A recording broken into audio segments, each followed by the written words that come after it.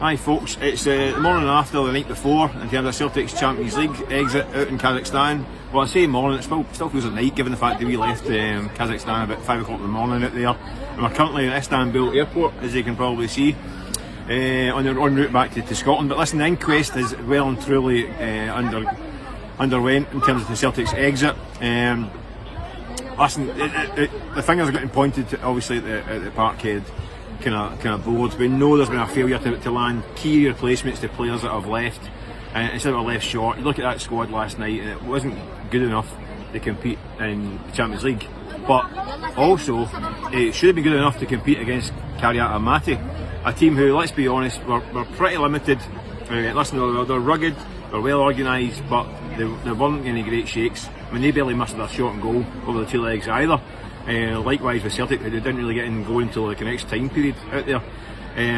So yeah, I think the question marks obviously over the summer transfer window. It's been a shambles. There's players arriving in the next couple of days. Too little, too late for many fans. I do think that the players need to also look at themselves. There are too many guys who are maybe looking towards the exit door. Maybe too many guys who are out of form, not doing the goods. You look at Tyson Maida last night, missing a close opportunity. Adam Maida struggling with injury and form. Other players that are just not cutting it right now need to step up. And also, listen, the manager. Listen, I think a lot of people will have sympathy for Brendan Rodgers, given the fact that he's not been back properly. He only spent £3.5 million, when there's millions in the bank. Made £20 million this summer already, plus the 60 was already there.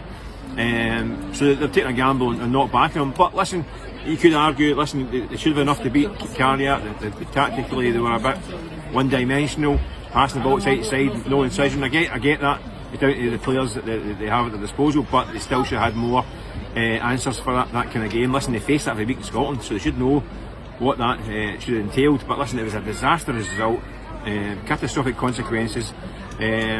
First and foremost means that the Europa League draw, which was on Friday, which, listen, might be fun, by the way, it might be more Sunday's level, but in the meantime, I think that's for down the road, because in the meantime there's a lot of angry fans and concern over where the club is going. So at the moment it's all questions, and it's up to Celtic to find the answers. But listen, hopefully they'll find them in the next 5 or 6 hours, and I hope this plane back to Scotland. But either way, we'll keep you posted at the Daily Record. Catch you later.